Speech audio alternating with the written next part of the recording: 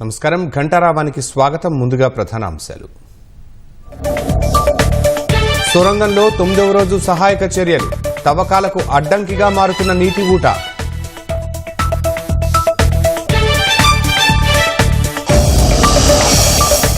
గుంటూరు జిల్లాలో రోడ్డు ప్రమాదాల నియంత్రణకు చర్యలు, వాహనదారులకు అందుబాటులోకి ఏటీఎస్ సేవలు.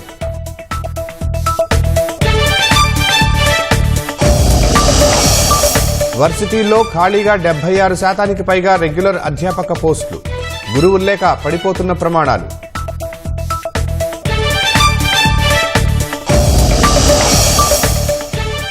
బొలీవియాలో 2 బస్సులు ఢీకొని 37 మంది మృతి. ఉరూరో కార్నివాల్ వేడుకకు వెళుతుండగా దుర్ఘటన. అమెరికా తిరస్కరించిన వేళ ఉక్రెయిన్కు బ్రిటన్ సాయం, 2.6 బిలియన్ పౌండ్ల రుణం ఇచ్చేందుకు ఒప్పందం.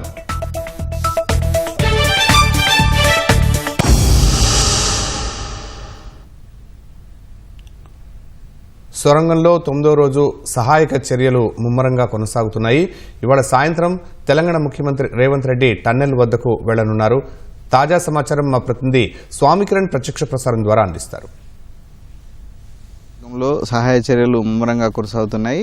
గత శనివారం అంటే అంతకుముందు శనివారం ఉదయం 8:30 గంటల ప్రాంతంలో శ్రీశైలం సొరంగ మార్గంలో ప్రమాదం జరిగింది. ఈ ప్రమాదంలో మొత్తం 8 మంది చిక్కుకొని పోయారు.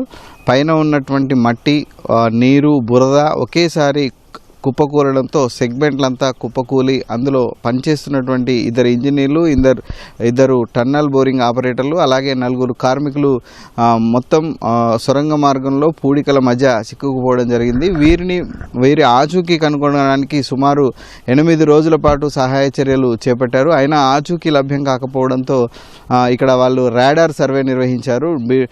జీబీఆర్ రాడార్ సర్వే నిర్వహించారు. ఈ రాడార్ సర్వేలో మొత్తం 8 మందిని గుర్తించడం జరిగింది. ఇప్పుడు ఆ గుర్తించినటువంటి ప్రాంతాల్లో అంటే అనుమానిత ప్రాంతాల్లో ప్రస్తుతం తవ్వకాలు జరుగుతున్నాయి. ఈ నేపథ్యంలో 8 రోజులు గడిచి 9వ రోజు సహాయక చర్యలు కొనసాగుతున్నటువంటి నేపథ్యంలో ముఖ్యమంత్రి రేవంత్ రెడ్డి ఈరోజు ఎస్ఎల్బీసీ టన్నల్కు చేరుకొనున్నారు. ఈరోజు వనపర్తి జిల్లాలో పలు అభివృద్ధి కార్యక్రమాలు శంకుస్థాపనలో పాల్గొనున్నటువంటి రేవంత్ రెడ్డి అక్కడ సభ అనంతరం, పబ్లిక్ మీటింగ్ అనంతరం హెలికాప్టర్లో ఇక్కడికి వచ్చేటువంటి అవకాశాలు మనకు కనిపిస్తున్నాయి. ఇక్కడికి వచ్చి ఇక్కడ జరిగేటువంటి సహాయ చర్యలపై ఆయన సమీక్ష నిర్వహిస్తారని చెప్పేసి అధికారులు చెప్తున్నారు.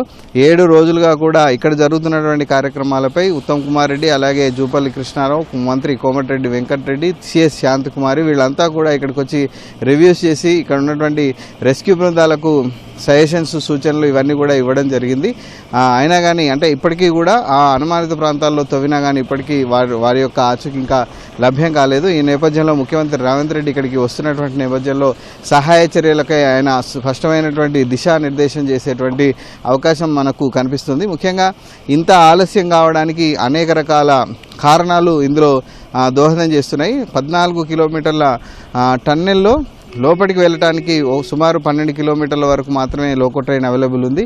అక్కడి నుంచి వీళ్ళంతా కూడా కాలినడకన ప్రమాదం జరిగినటువంటి ప్రాంతానికి చేరుకోవాల్సి వస్తుంది. ప్రమాదం జరిగినటువంటి ప్రాంతాల్లో సుమారు ఒక 8 లొకేషన్స్లో వాళ్ళు చిక్కుకొని ఉంటారని చెప్పేసి రాడార్ సర్వే ద్వారా ఎన్జీఆర్ఐ, అలాగే geological survey of India, remote sensing ఏజెన్సీలు వీళ్ళు గుర్తించడం జరిగింది.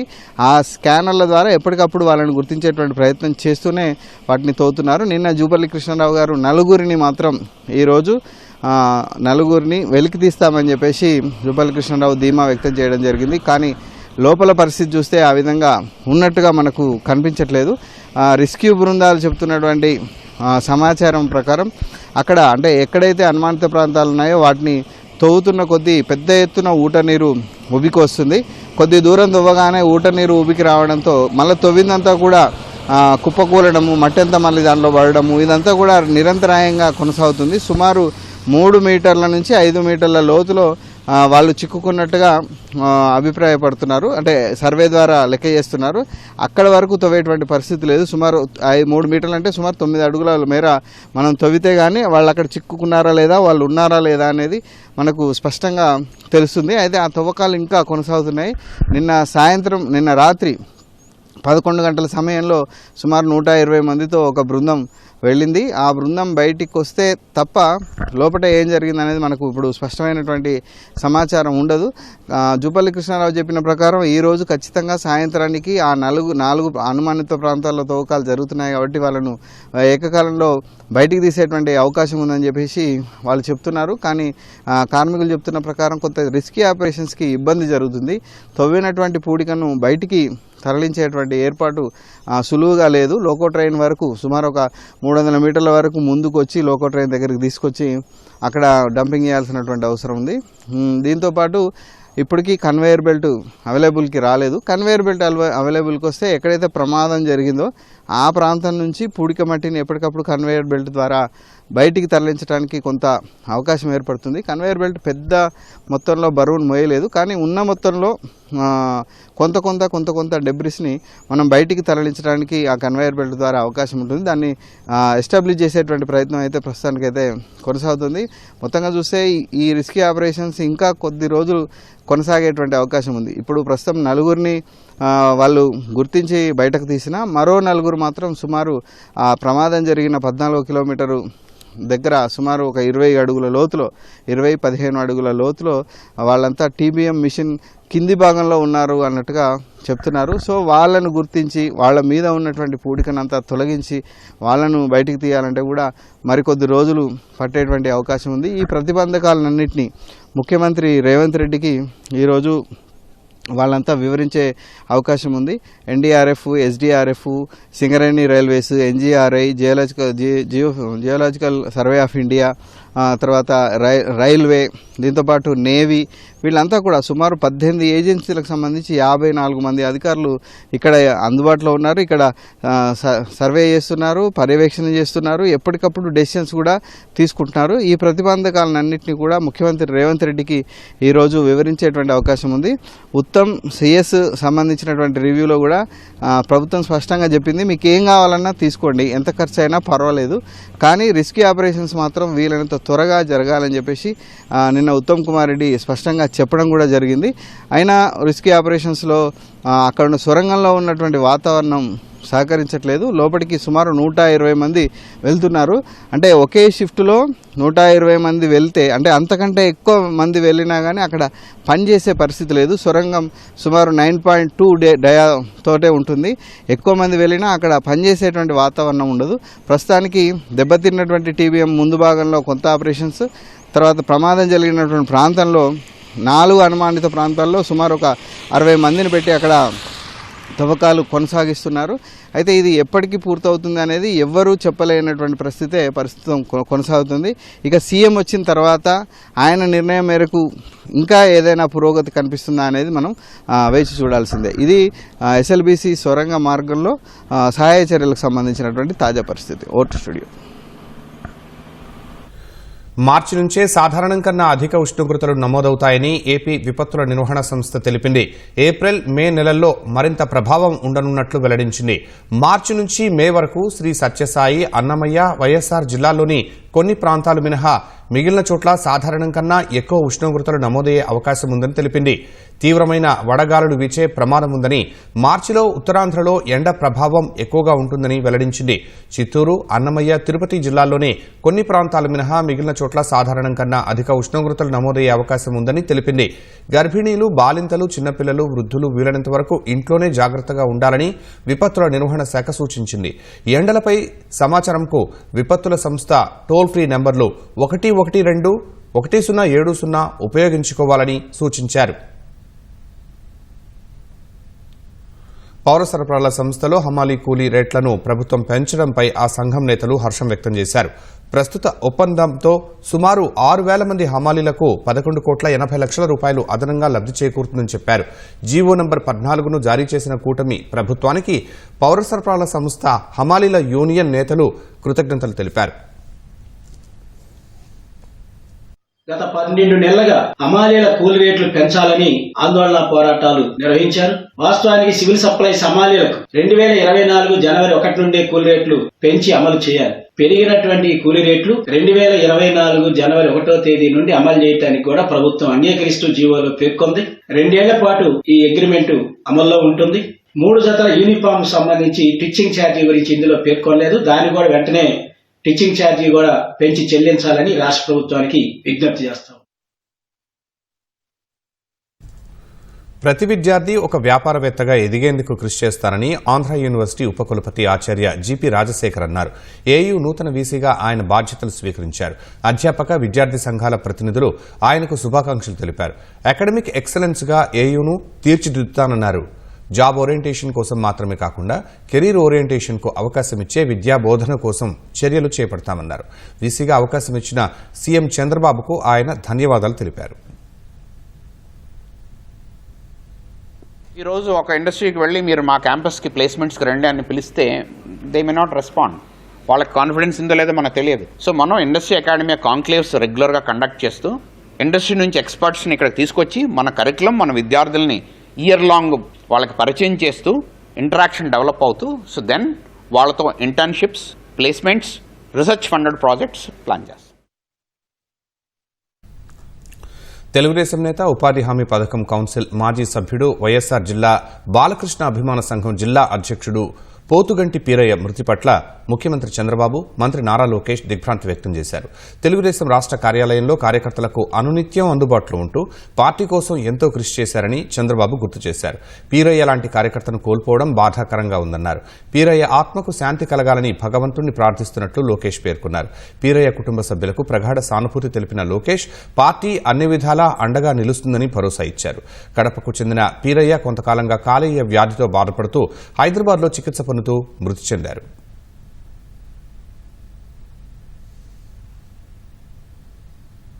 ప్రకాశం జిల్లాకు చెందిన పారిశ్రామికవేత్త కరణం రాహుల్ హత్య కేసును సిఐడి లేదా సిబిఐతో విచారణ జరిపించాలని ఈ కేసులో అభియోగాలు ఎదుర్కొంటున్న కోగంటి సత్యం, విజయవాడ మాజీ కార్పొరేటర్ విజయ్ కుమార్ విజ్ఞప్తి చేశారు. తమ వద్ద ఉన్న ఆధారాలను సీఎం, డిప్యూటీ సీఎం, హోంమంత్రి, డీజీపీకి అందిస్తామన్నారు. 2021 ఆగస్టు నెలలో విజయవాడలో కరణం రాహుల్ హత్యకు గురయ్యారు. మాజీ మంత్రి పెద్దిరెడ్డి, అతని కుమారుడు మిథున్ రెడ్డి, వెల్లంపల్లి శ్రీనివాస్ కలిసి తప్పుడు ఆరోపణలతో తమపై కేసు నమోదు చేయించారని ఆరోపించారు. ప్రభుత్వం స్పందించి నిర్దోషులైన తమకు న్యాయం చేయాలని కోరారు. మినిస్టర్లు 3-4కి, డీజీపీ గారికి అందరికి కూడా నేను లెటర్స్ ఇవ్వడం జరిగింది.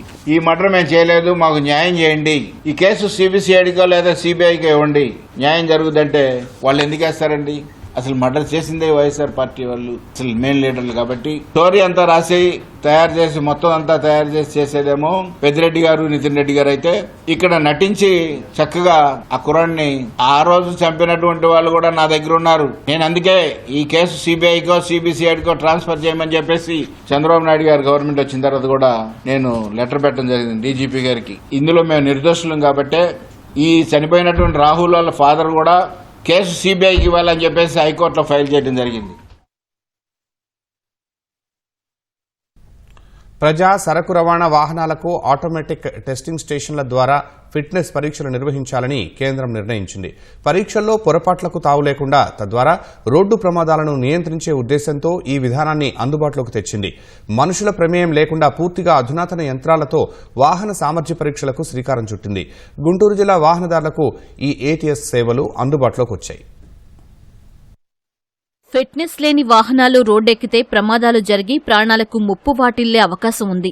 అందుకే వాహనాల ఫిట్నెస్ పరీక్షల విషయంలో కేంద్ర రాష్ట్ర ప్రభుత్వాలు కీలక నిర్ణయం తీసుకున్నాయి.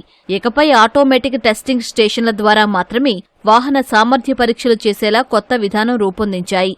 మనుషుల ప్రమేయం లేకుండా పూర్తిగా యంత్రాల సాయంతో తప్పిదాలు, పొరపాట్లకు తావు లేకుండా చర్యలు తీసుకున్నాయి. అనేక అనుమానాలు, అవాంతరాలు, సమస్యలు, సవాళ్లను దాటుకుని ఈ ఏటీఎస్ సేవలు గుంటూరు జిల్లా వాహనదారులకు చేరువయ్యాయి.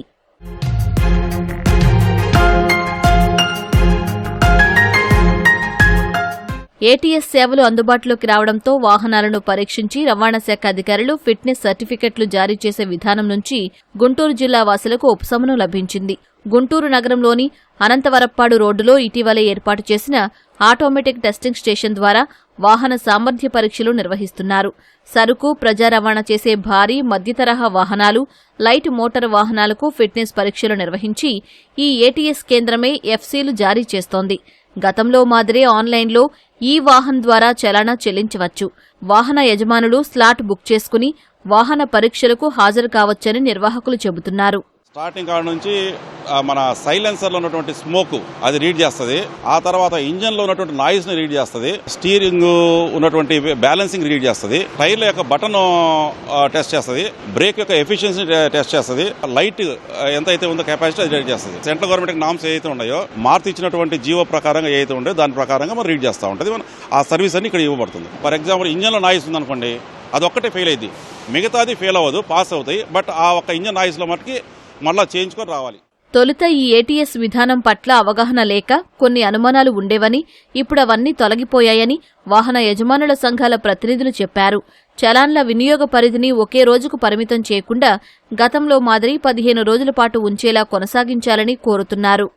సాధారణంగా ఏదైతే గతంలో మనం తీసుకున్నటువంటి మెజర్స్ అయితే ఉన్నాయో అవే మెజర్స్ని ఫాలో అవుతూ చిన్న చిన్న మార్పులతోటి మిషన్ ద్వారా టెస్ట్ చేయడం అనేది జరుగుతూ ఉంది. లారీ యజమానులంతా కూడా ఈ ఏటీఎస్ పాయింట్లు సమర్థించాల్సిన అవసరం ఉంది.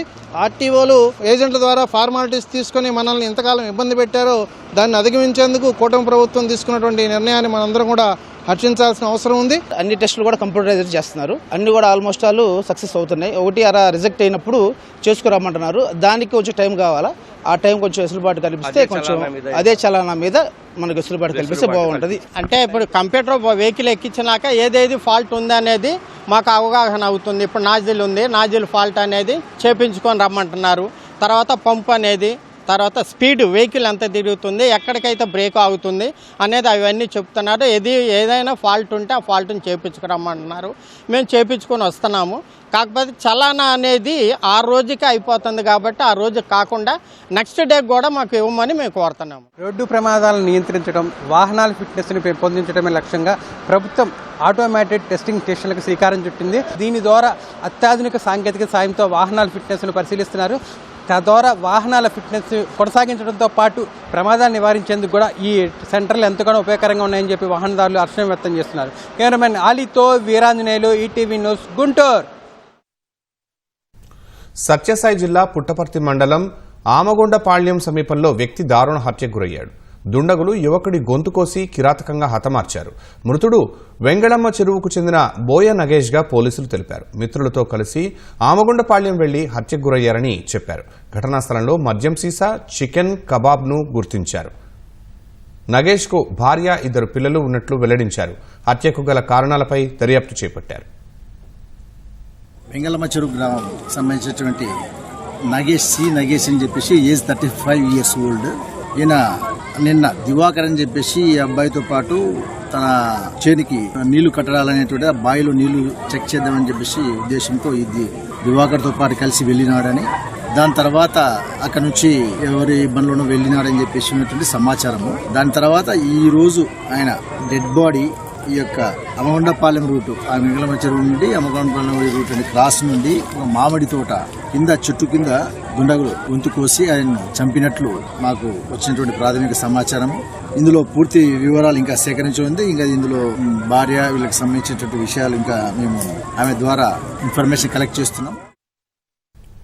ఏప్రిల్ 5 నుంచి ఒంటిమిట్ట శ్రీ కోదండరామస్వామి వార్షిక బ్రహ్మోత్సవాలు ప్రారంభమవుతాయని టీటీడీ ఈవో శ్యామలరావు తెలిపారు. ఏప్రిల్ 11వ తేదీన స్వామివారి కళ్యాణం ఘనంగా నిర్వహించేందుకు ఏర్పాట్లు చేస్తున్నట్లు ఆయన చెప్పారు.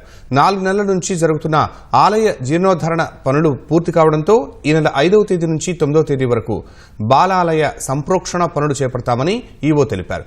ఒంటిమిట్ట ఆలయంలో జరుగుతున్న అభివృద్ధి పనులు, కళ్యాణోత్సవ ఏర్పాట్లను ఈవో పరిశీలించి స్వామివారిని దర్శించుకున్నారు. అనంతరం కళ్యాణ వేదిక వద్దకు వెళ్లి అధికారులకు సూచనలు చేశారు. ఈ నెల 5 నుంచి 9 దాకా బాలాలయము కంప్లీట్ చేసుకునే మహాసంప్రోక్షణ జరుగుతుంది. 9వ తారీఖు నుంచి స్వామివారు మూల విరాట్ దర్శనం భక్తులకందరికీ ఉంటుంది. కోదండరామస్వామి వారి బ్రహ్మోత్సవాలు 5 ఏప్రిల్ నుంచి 15 ఏప్రిల్ దాకా జరుగుతాయి.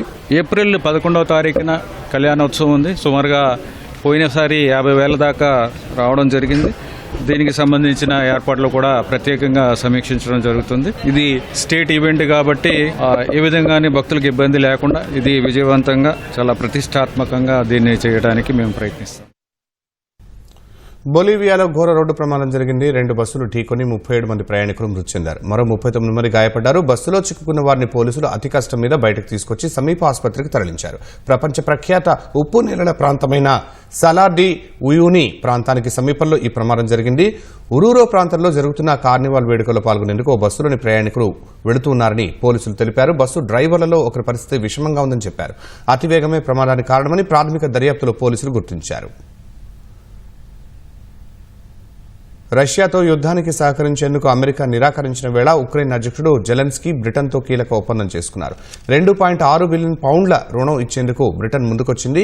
ఈ మేరకు లండన్లో జరిగిన కార్యక్రమంలో జెలెన్స్కీ బ్రిటన్ ప్రధాని కీర్ స్టార్మర్ సమక్షంలో 2 దేశాల ప్రతినిధులు ఒప్పందంపై సంతకాలు చేశారు. ఉక్రెయిన్ సైనిక సామర్థ్యాన్ని పెంచుకునేందుకు ఈ రుణాన్ని ఉపయోగిస్తామని జెలెన్స్కీ ప్రకటించారు. రష్యాతో యుద్ధం ప్రారంభమైనప్పటి నుంచి బ్రిటన్ తమ దేశానికి అండగా ఉంటోందని చెప్పిన జెలెన్స్కీ అందుకు ధన్యవాదాలు తెలిపారు. రష్యాతో కాల్పుల విరమణ ఒప్పందం కుదుర్చుకునేందుకు శుక్రవారం అమెరికా వెళ్లిన జెలెన్స్కీ అధ్యక్షుడు ట్రంప్తో జరిపిన చర్చలు రసభాసగా ముగిశాయి.